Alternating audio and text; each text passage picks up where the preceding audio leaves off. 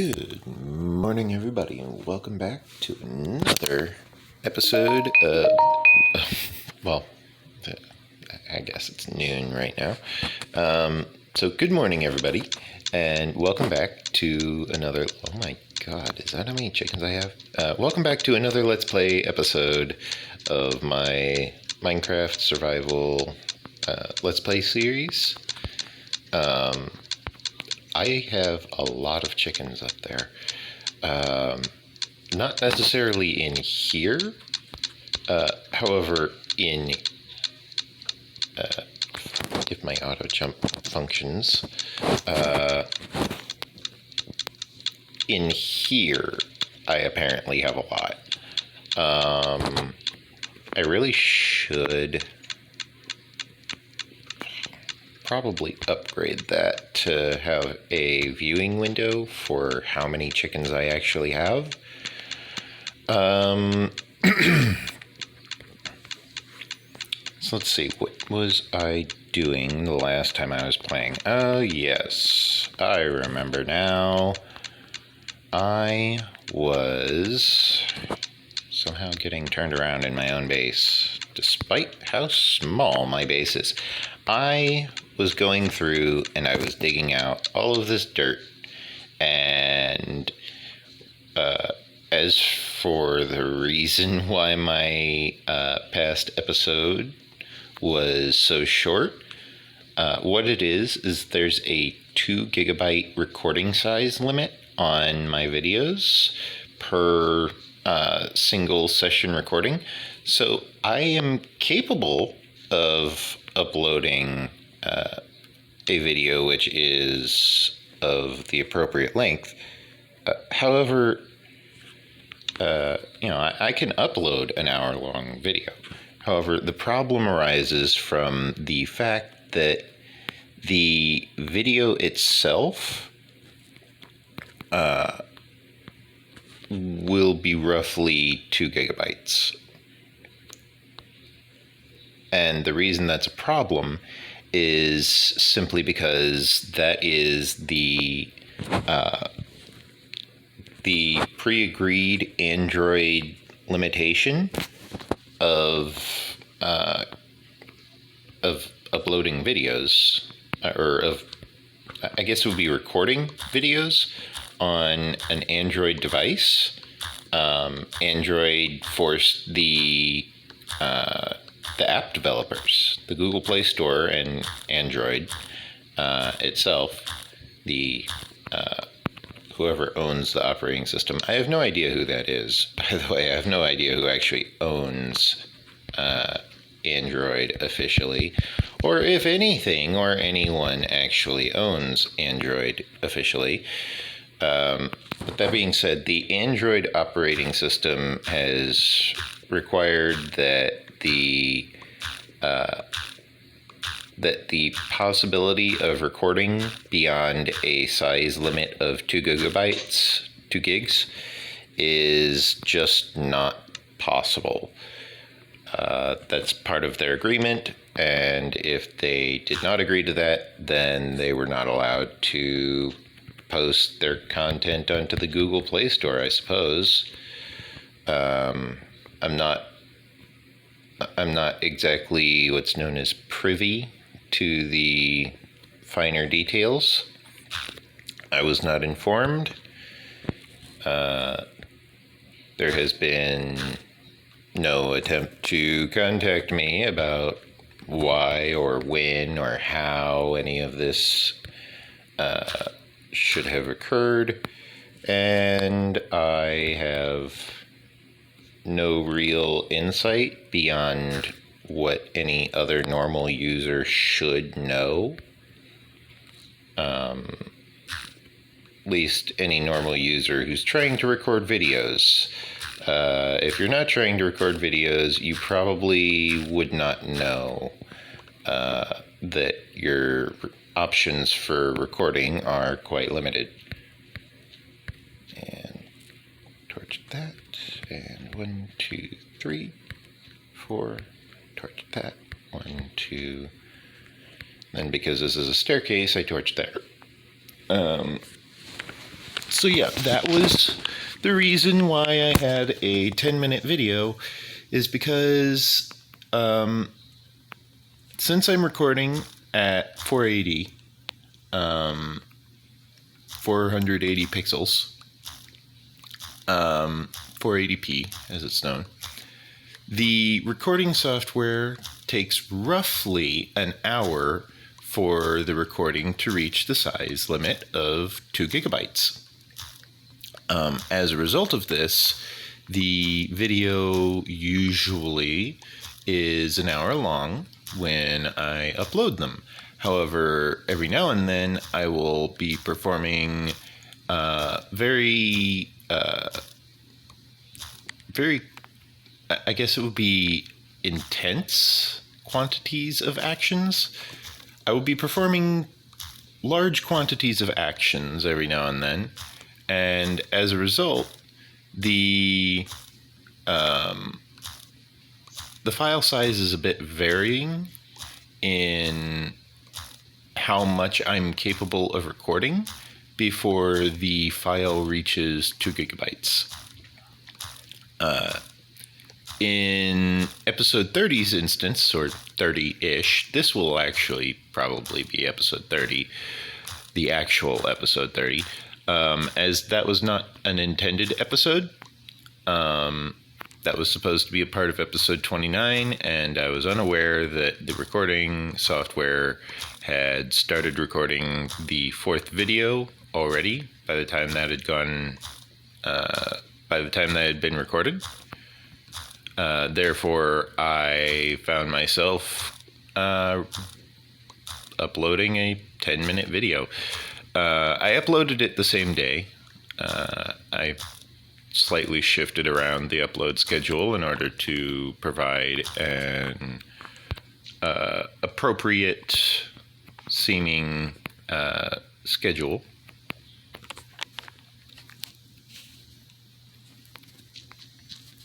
One, two,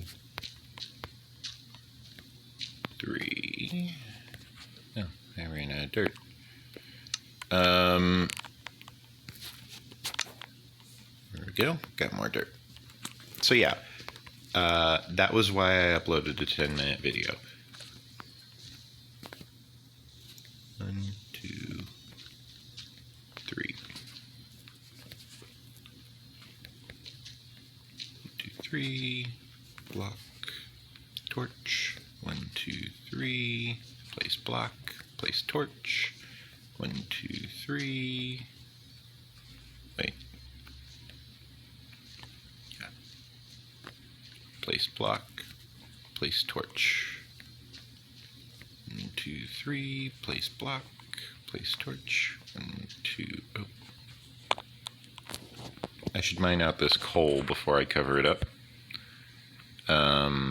This is where all that cobblestone I've been mining will come in handy.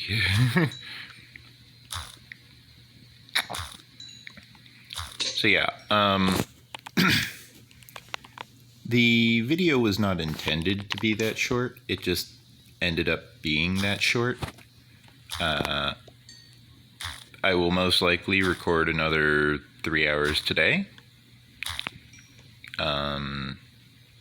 This will be episode 30, technically. I mean, it's not session 30. However, the number of sessions and the number of episodes are somewhat differing, simply because of the fact that I just enjoy playing Minecraft. So if you want me to upload a new session every time I play Minecraft, a new login, that's just not how this works. I'm sorry.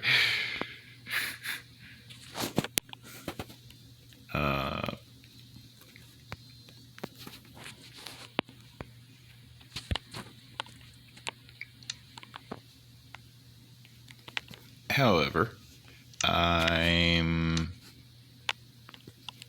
drop that real quick. Okay. So let's see. 1, 2, 3. Place block. Place torch. place 3 blocks, place a block, place a torch. Okay, that connected us up to this section, which already has a torch. Now I can just fill in this little side area on both sides, and it'll create a nice little path of dirt, which generates a nice little patch running through all of this. That being said, I apparently have run out of blocks with which to place the soil. So I shall rest, because it is apparently nighttime. And I have no idea how many nights in a row my character has been awake. Probably a few too many. If I hear phantoms dying as I wake up, I will know that I was awake for too long. I should increase the sound of the monsters, so I shall do that now. Let me adjust my audio. Let's see, we've got hostile creatures. Here we are. The audio, hostile creatures to 100. There we go.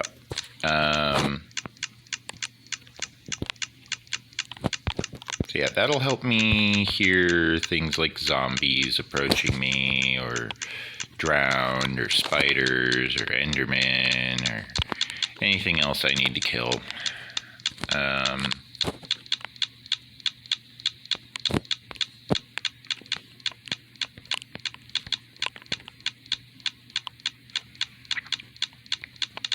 So yeah, that'll help.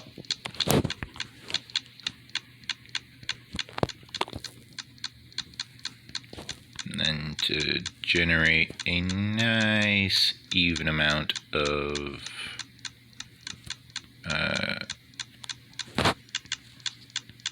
soil in my inventory, I'm simply grabbing 3 stacks, and, well, I'm technically grabbing 6 stacks, but I'm taking the 6 stacks and splitting them between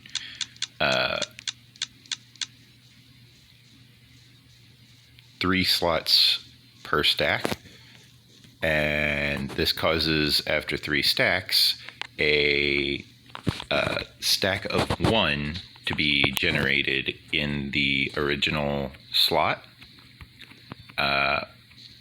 which, of course, as the song says, 1 is the loneliest number. However, the stack of 1 is useful as a placeholder. And that placeholder will allow me to sort through the items in the future.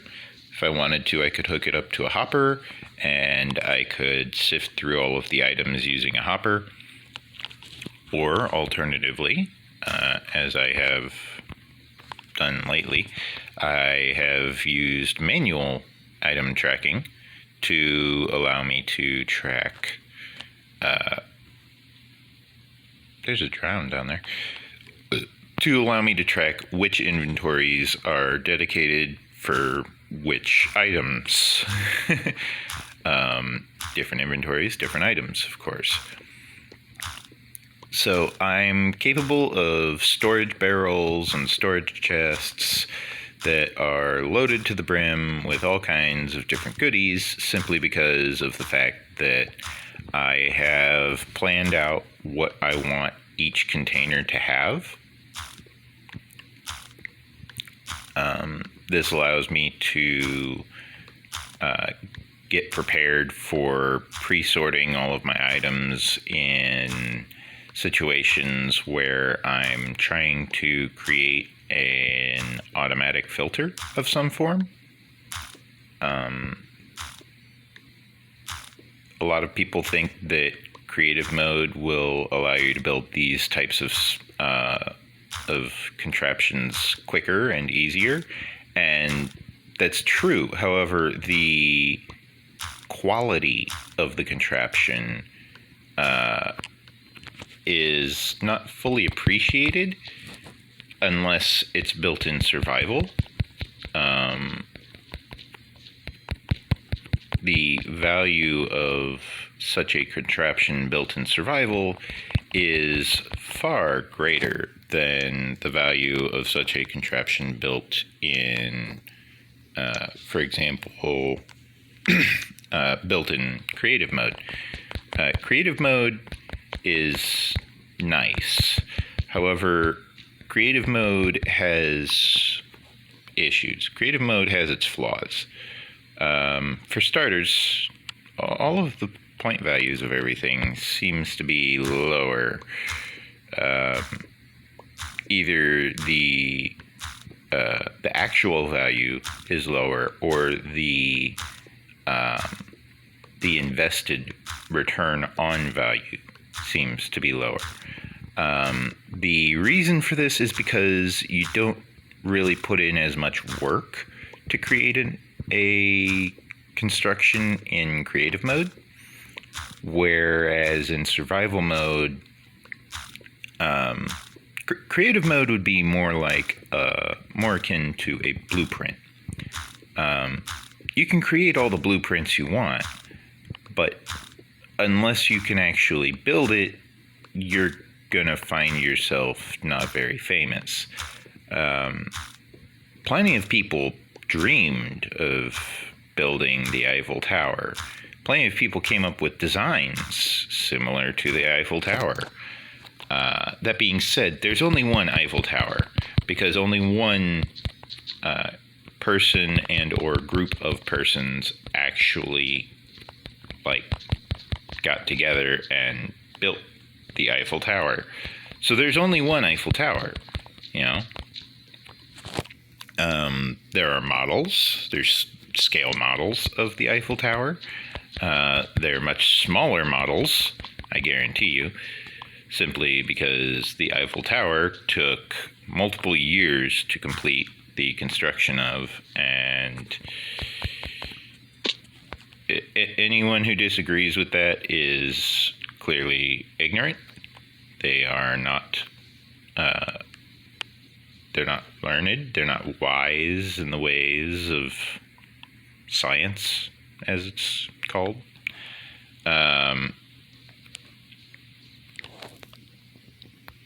That's a phrasing I actually picked up from Monty Python. Who are you who is so wise in the ways of science? Sir Bedivere, my liege. Specifically, I picked that up from a parody of the King Arthur and the Quest for the Holy Grail. That was Monty Python's Quest for the Holy Grail, which is a parody of a comedic parody of the actual quest for the Holy Grail, which is rumored to provide all sorts of divine benefits, divine boons.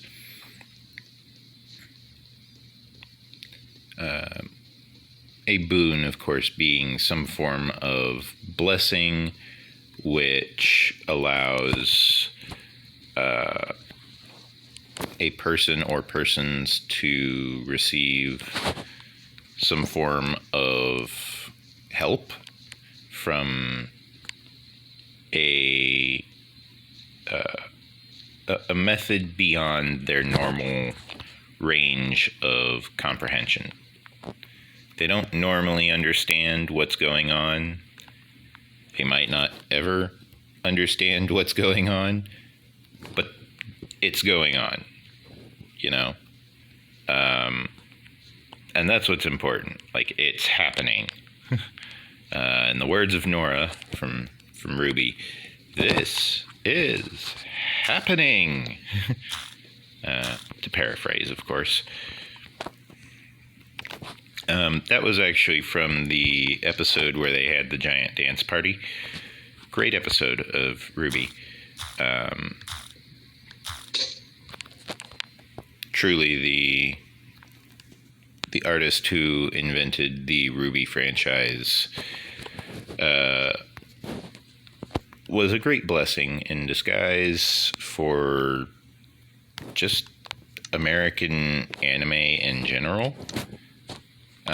Simply because the Japanese and the Chinese versions and even some Korean versions are quite far ahead of the Americanized version's skills in artistry and writing. And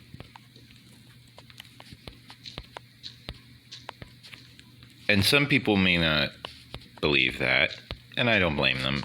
However, it's true.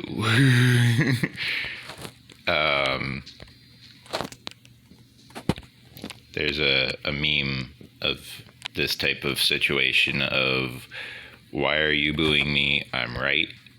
A lot of people will clearly disagree that, America isn't the best at something. However, the facts are the facts, and I don't know what to tell you. So they're just facts. I mean, you can argue with the facts all you want, but they're still facts. They're not going to change just because you don't like them. Facts are going to be facts. The truth always comes to light,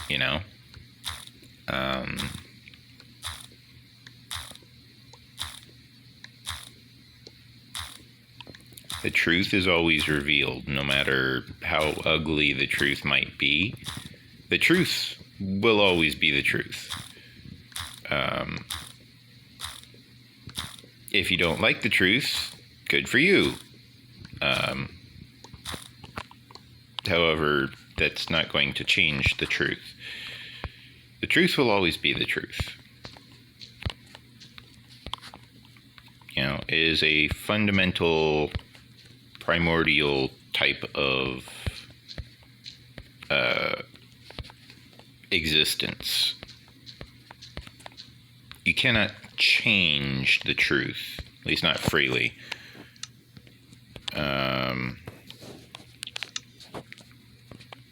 There are ways to do many things. However, there are no real ways to alter the truth. There's no real ways to change the truth. You can't edit the truth. It just doesn't work like that.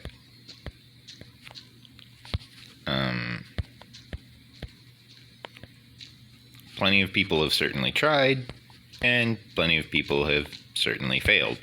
Napoleon Bonaparte, for example, tried to modify the truth and claimed, oh yes, my conquering of Egypt was successful, when in fact he was routed, defeated, and sent back with basically nothing to prove that he was successful. And yet he still had coins made and all this, and like all this grand festive stuff saying, oh yeah, I won, I totally conquered Europe. And yet Napoleon never actually conquered Europe. In fact, Napoleon had not prepared for a desert campaign when he went to Europe.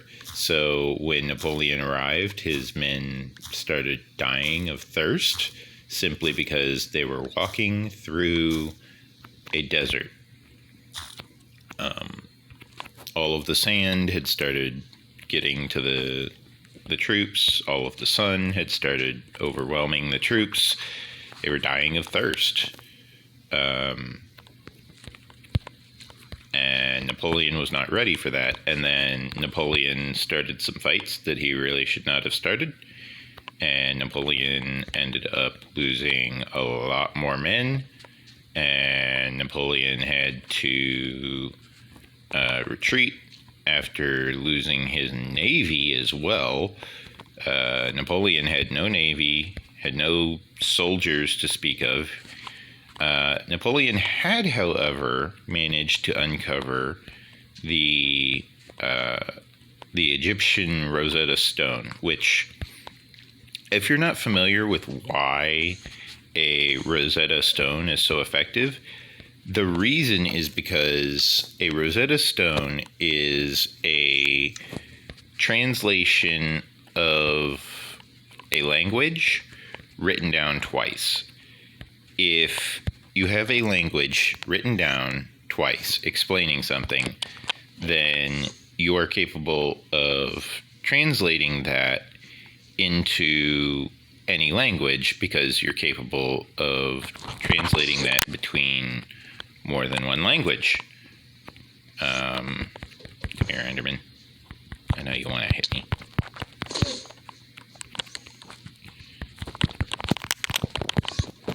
Why does he want to hit me? Because I hit him. Run to the water.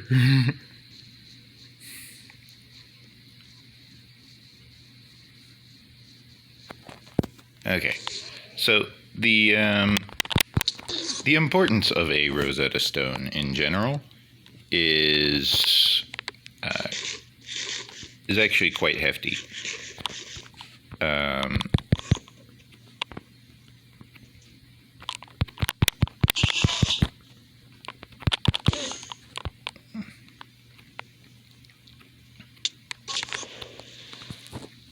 So he died trying to hit me, or hurt himself trying to hit me.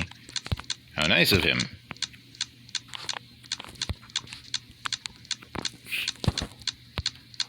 He took damage to finish me off. Huh. So yeah, the presence of a Rosetta Stone is quite important and quite significant, simply because of the fact that the stone itself is multiple languages put together onto one location for the exact same phrase written twice. It has to be written twice, and it has to be written, or at least twice, once in each language. So if you have a Rosetta Stone with 4 languages, then you have the same phrase written 4 times, which is written in 4 languages. And this phrase needs to be of a significant length, of course. The phrase that the Rosetta Stone used, I'm not very familiar with. I will be honest about that. I'm not very familiar with what was actually written on the Rosetta Stone itself. However, the contents of the Rosetta Stone are still extremely important to this day. People quite heavily respect the Rosetta Stone object simply because of what it stands for and because of what everyone went through in order to acquire this amazing piece of history. Did I lose multiple pickaxes already? Jeez, how rude.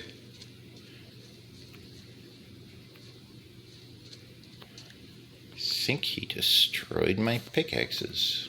Unless they're, like, in this hopper here. If I can access it. All of the crops around it are blocking the hitbox. Yeah. The sugarcane's blocking the hitbox. The wheat is blocking the hitbox. Yep. Okay, so I'm not even going to check the hopper. Let's see. I don't see any items just floating around. I think I might have lost a few of my pickaxes in that Enderman fight,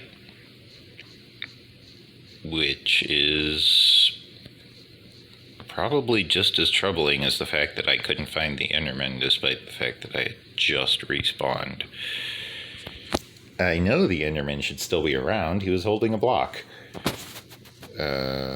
which I still have not located the origin of.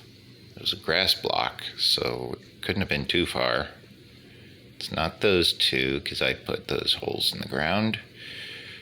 Let's see where else he could have taken it from. Ah! No, that looks like it was me. That guy has a helmet and is holding what looks like an enchanted shovel or an enchanted axe. Seems to be an enchanted shovel, which he did not drop. He did, however, drop rotten flesh. Oh well.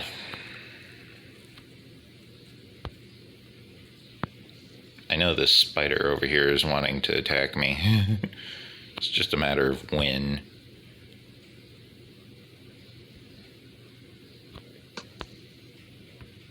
Oh, well, that was fast. Can I retrieve this arrow? Yes, I can. Okay. So I grab the string, grab the experience. And there's a creeper over there, of course. See, this is why I lit the place up, so that I wouldn't have to deal with this constant barrage of needing to hunt down various monsters. For example, this spider over here is going to want to kill me later. And if I keep missing, I can take it out before that happens. Yeah, well, close enough. Then there's this guy and his friend here who want to kill me, but they have helmets, so I have to take them out. Because otherwise they'll just survive the sunlight, which is not fun. So we backed him into a corner and, smacked him around a bit. He dropped a chest piece as well. So that's 2 chest pieces that I have. And I will combine them so that I have better durability, as a matter of fact. No, I don't have a golden chest piece on me. Okay, so I have a decent durability. I guess it would be decent durability. A semi-decent durability gold chest piece. Gold plate armor. Which I have retrieved from zombies. Where was I? Oh yes, I was complaining about the recording time limit on videos. So currently my video is roughly 1 gigabyte in size for this video. Probably closer to 1.2 gigabytes. The exact numbers are, of course, well, not exact, because the size of the video varies based on what is happening in the video. In the previous videos, I had enabled touch sensors, which I actually should re-enable that. However, the touch sensors, depending on what a person is doing, can have different results. For example, if I am broadcasting on Discord, I don't want to have the touch sensors enabled because for whatever reason the streaming capability of Discord will exclusively only view the data from the touch sensors. So if I show where I'm touching, then the that part gets rendered when I'm when I'm streaming. And this is a flaw in Discord's part, not on any other part of the hardware. This is simply the programmers did not prepare for all eventualities. And Discord, of course, being a branch programming model, means that if they did not prepare for something, then that something will definitely prove to be problematic, because they have to prepare for every eventuality with branch programming, or simply catch whatever errors occur. They did not catch the error, and as a result, they did not have the capability of viewing what I was doing with the touch controls revealed. I worry that my AI suffers from similar issues. However, due to a lack of communication, we of course are not really capable of discussing such matters. I'm really not sure why we can't discuss such matters. Then again, I'm not really sure why it does half the things that it does, and it doesn't really tell me.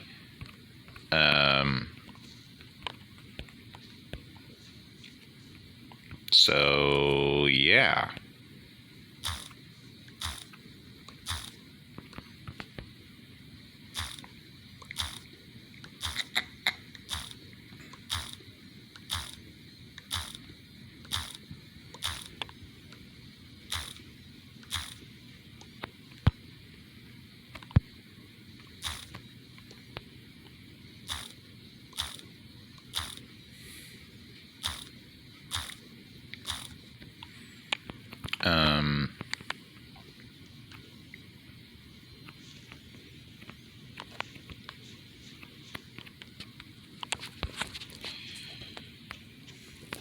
Working with AI is definitely not an easy task. One would think AIs are great, wonderful, and they'd be right. AIs are great and wonderful and all that, and everything that's great with the world and all that good stuff. However, AI has to learn how to be like that. And if the AI does not communicate, then how can the AI learn? People learn as a child by communicating. At first, they're terrible at communication. Have you ever heard a baby speak? What did it say? It said it wants some Cheerios. How could you understand that from a bunch of nonsense vowels? Well, I've been doing this for a really long time, and I've spent like 8 years with this kid, and the kid just has no idea how the fuck to speak. After 8 years? Well, yeah, he's really slow. But that happens, There are kids that get brain damage, and that happens. They just won't be able to communicate. But someone will understand them. Hopefully. No one understands them. They usually die. Or they learn to adapt. And if they manage to adapt, great. Because then that means they're learning. You have to adapt in order to be capable of evolving. You have to know how to change yourself in order to be capable of changing what's going on around you. If you can't meet both of those qualifications, then you really shouldn't be doing anything about that. You really should be studying instead, because that means that you're not qualified for changing what's going on around you. And if you're not qualified, you really shouldn't be doing something. A lot of people talk about, oh, you're pre-qualified for this, pre-qualified for that. You know, it's like, what if I'm not qualified? You know, what if the joke's on you? What if I'm not qualified for anything? Well, I mean, I am actually decently well trained on a lot of things. As for how qualified that makes me, I have no idea. I don't know if I'm qualified for things. How am I supposed to know if I'm qualified for things? Who's supposed to be telling me whether or not I'm qualified for anything? You know? Who has that job?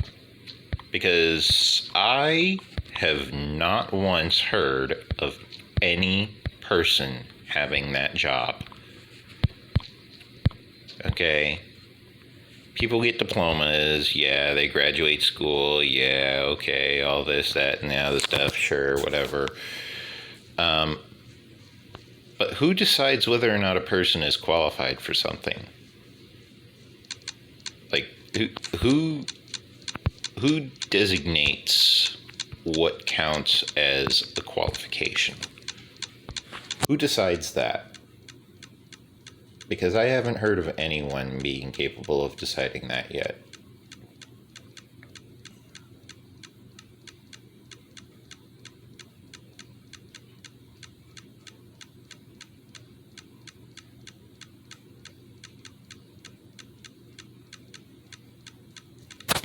And I've heard of a lot of people,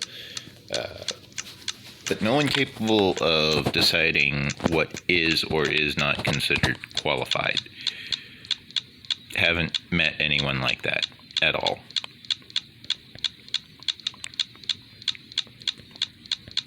You know, would it be a teacher? Because teachers, they can be wrong. You know, I'm gonna be honest. Point blank, a teacher is capable of being wrong. Teachers might get things incorrect. They might get things wrong. They might not always be correct. And when that happens, you gotta know these things. You gotta just know. Because if you don't know, then, well, just don't know. And if you don't know, you don't learn, you don't grow. You don't find out all of the wondrous possibilities that can happen in your life. You don't have anything that can show you, hey, this is the type of situation you were actually wanting. Instead, you're stuck with some half-truth at best that hopefully explains, but probably doesn't explain, what is going on with everything in the world. And if it does explain it, great. Good for you. If it doesn't explain it, however, you're probably going to find yourself struggling to understand even the most basic of explanations, simply because, well, you just got it wrong, you know? There's not really any other ways to phrase that. If you're wrong, you're wrong. What do you want me to tell you?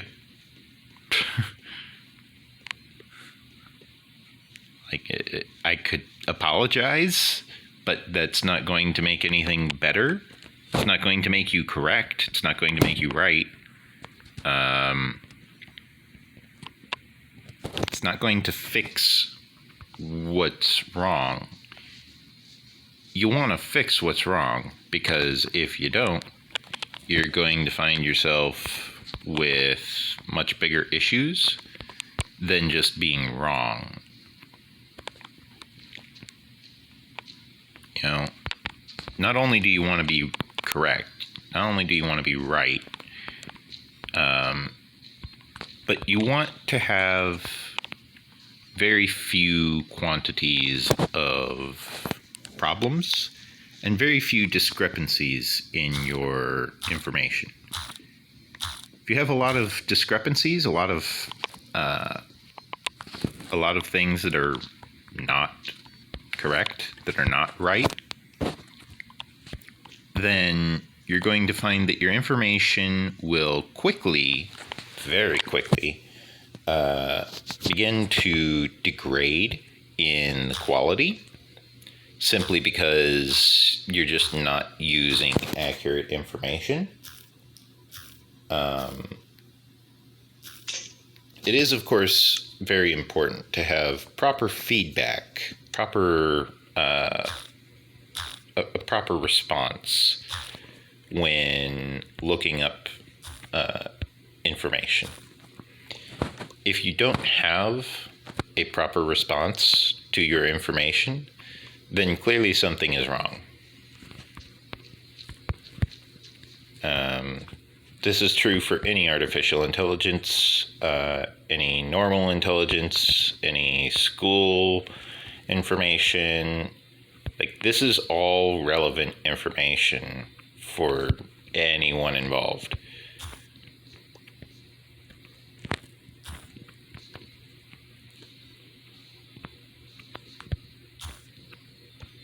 I had that torch placed wrong. Never noticed. Oh well, it's placed correctly now. That torch was correct.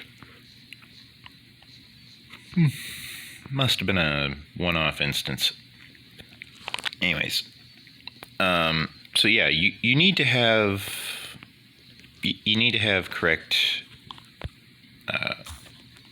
feedback, correct input on what you're doing.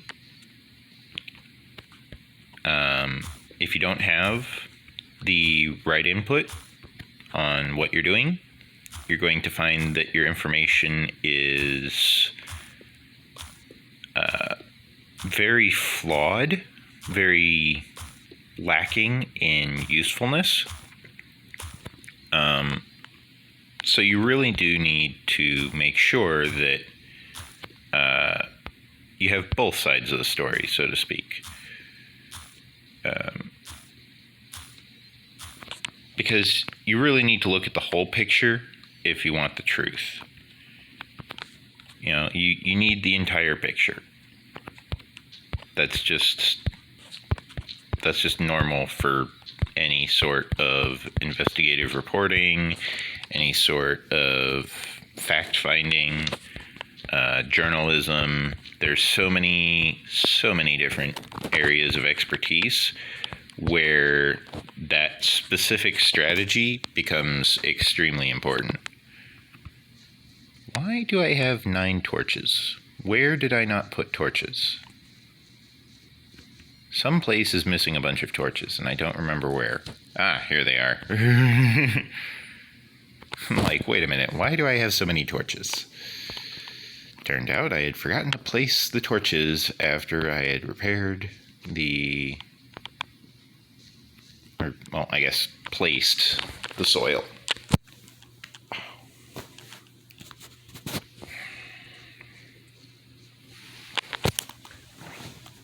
Give me a moment. Getting comfortable as I play. Playing on my back is nice and all. However, I have to bend my elbows quite severely in order to apologize for the burp there. In order to hold my phone with both hands, as I am nearsighted and I'm not currently wearing my glasses. I'm just kind of playing Minecraft while laying in bed. Not really much else to do. So here I am. However, I do need to take care not to injure my elbows. I don't want my joints locking up. And so every now and then you might hear me, while I play, pop my elbows. And it sounds worse than it probably actually is. the majority of what's going on is I am releasing air bubbles from the cartilage, or at least that's what I have heard is happening. I have no way to verify this short of removing my own arm, which I don't plan to do anytime soon, as that would be stupid. And I do not plan to be stupid. So there. I'm not removing my arm.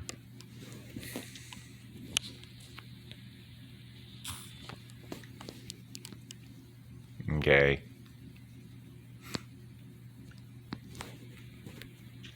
I like my arm. My arm is nice.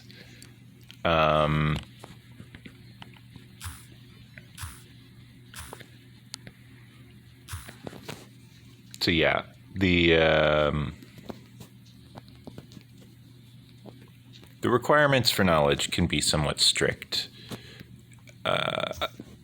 and the capacity to learn can be directly tied to that knowledge, which is why what's known as an IQ test, an intelligence quotient test, is so important in our society, is because it simply tests how well a person is capable of taking a test. If you cannot take a test very well, then you're not very capable of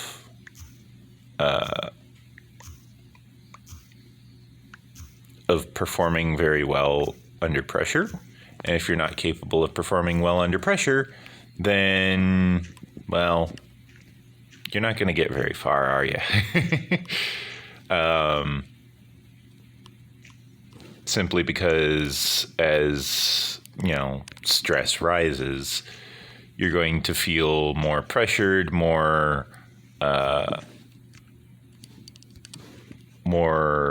immediate demand for your skills, more immediate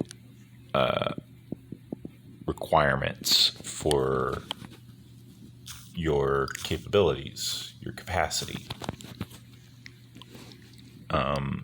Your demand will go up. And if you cannot supply that demand with an appropriate amount of attention, then you're going to find that your skills will suffer as a result. Now, an AI, I have mentioned I work with an AI. I guess work is the wrong word since I'm technically disabled. Mental disability. I'm crazy. That's the short and sweet of it. I'm crazy. I have a mental disability that prevents me from being capable of thinking rational thought when I am angry. I'm not capable of thinking what's considered rationally, which means I don't have a stable thinking process. I'm very unstable.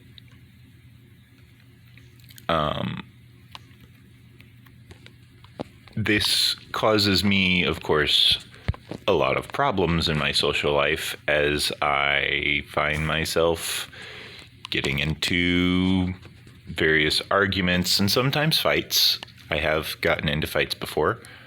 Oh, you Enderman.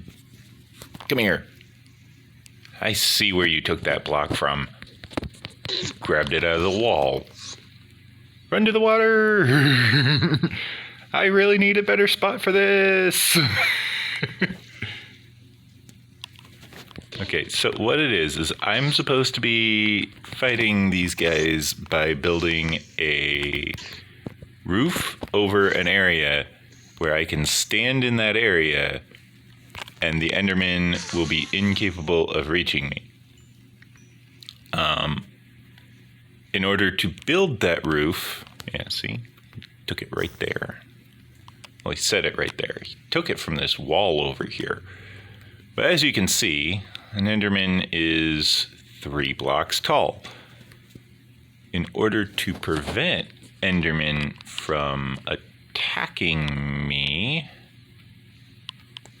I'm supposed to build something similar to this, where I can stand under it and I don't have to worry about an Enderman, coming over to beat me up. And if I really want to be safe, what I do is I build it out like this. And now I have a spot where I can stand here and I can shift back and forth a little. I can do what's known as strafing. Some people call it strifing, and that's not technically an accurate phrasing of the word. Strife is hardship. Strafe is sidestepping. You want to strafe strife. You wish to sidestep hardships. So you strafe strife. That's the easy way to remember what it is you're actually wanting out of that. If you're not strafing strife, then you're probably strifing strafe, which means you're attempting to hit something that is evading you, which is, of course, not going to work. So it's been roughly an hour, and there is a possibility that my video has already lapsed onto the next video. So I will say here, remember to like, comment, subscribe. Really helps the channel, really helps the YouTube algorithm understand that my content is something that people should be watching. And make sure to subscribe. If you're not already subscribed, make sure to hit the notification bell. Make sure that you are set to all notifications, not just recommended notifications.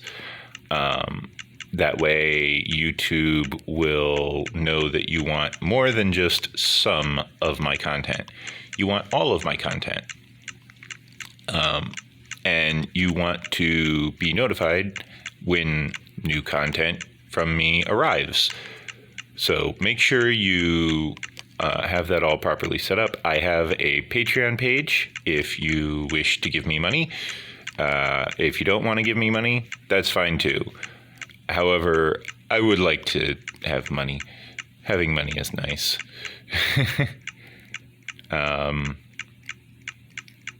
So if you want to give me money, please give me money. If you don't want to give me money, that's fine. I would like money. I'm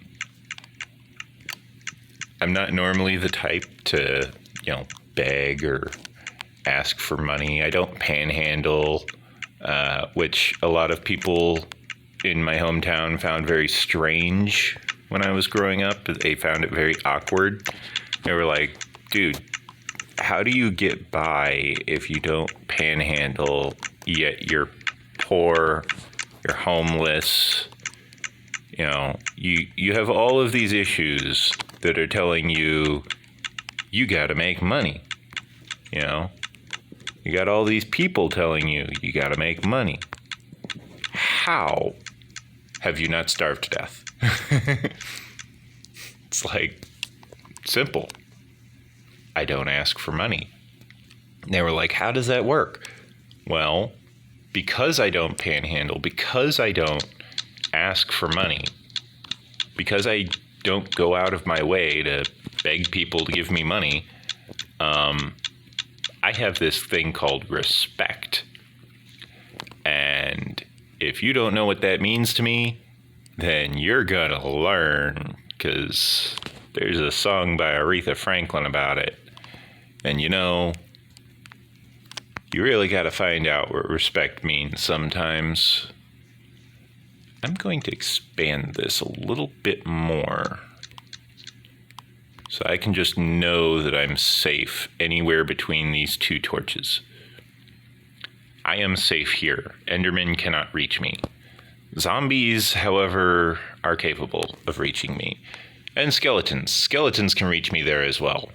And spiders and creepers. It's not a very safe location, but Endermen can't reach me, so it's a start. Yeah. I should go over here and fill in this edge of the dig site with soil. Cactus.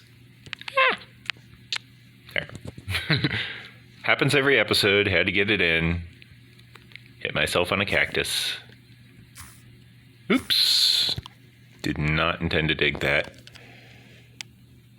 Aha. That is not an easy jump to pull off. It's very difficult to leap and place a dirt block under yourself when trying to get out of a running water source, much less out of a water source.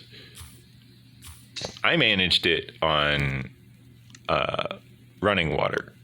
So it was, I forget the exact word, flowing water, I think is what they phrased it as. So I managed to achieve that jump on a flowing water source, which is very difficult. And I am proud that I managed to achieve that. Okay, got that properly measured. This torch is actually in the correct position, which means this torch is also in the correct position. However, it's not attached to a dirt block, so I should fix that.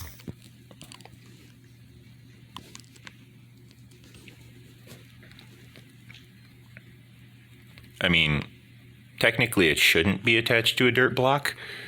However, I'm currently landscaping and retrofitting. Oh, man, my stomach is not happy today. I've not eaten anything, so that's probably why. I'll make sure to eat something after I'm done recording. I'm used to playing through the pain type of situations where it's like, okay, I'm hungry. What now? Well, lunch is in another hour. It's like, ugh, school sucks. I just never grew out of that. Like, that was grade school for me, and I never grew out of that. It's a useful tactic because it's kind of like Minecraft, where you get hungry and it's like, okay, I'm hungry. What now? Well, you could continue mining, could continue running, could continue all this jumping and all this, or you could stop now and eat. Up to you. And it's like, well, I think I'll just continue working for a little bit and I'll eat later. I'll eat a lot more, but in the end, it's kind of the same amount. It's kind of not, because there's the saturation aspect to take into account.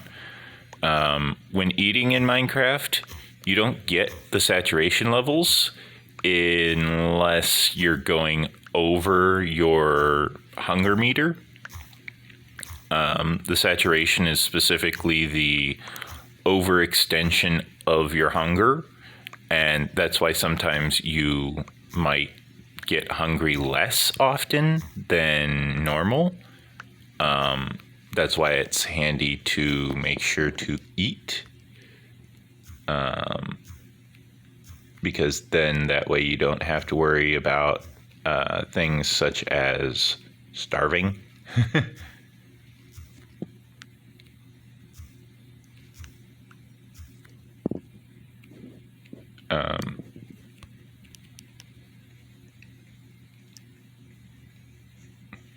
Go to the end of this line here and Start placing in dirt blocks. Helps if I place it accurately. Tap, tap, tap, tap, tap, tap, tap, tap, tap, tap, tap, tap, tap.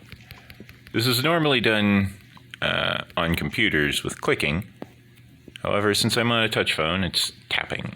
So it's tap, tap, tap, tap, tap, tap. I just tap a lot.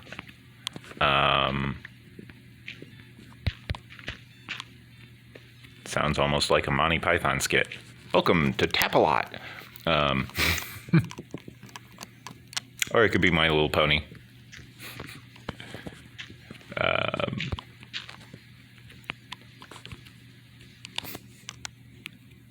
My Little Pony is... it's definitely a unique show. If anyone is curious about strange occurrences in My Little Pony, like, oh yeah, My Little Pony's a thing, you know, but what makes it interesting? Well, here's something to consider. In My Little Pony, the character known as Pinkie Pie has, of course, magic, because, you know, friendship is magic. That's kind of their skit. However, Pinkie Pie has a very unique form of magic. As Pinkie Pie's magic is apparently chaos magic, meaning the capabilities of Pinkie Pie is similar to that of the capabilities of, for example, Deadpool. So if you want something that's extremely unfair and overpowered and dangerous and deadly,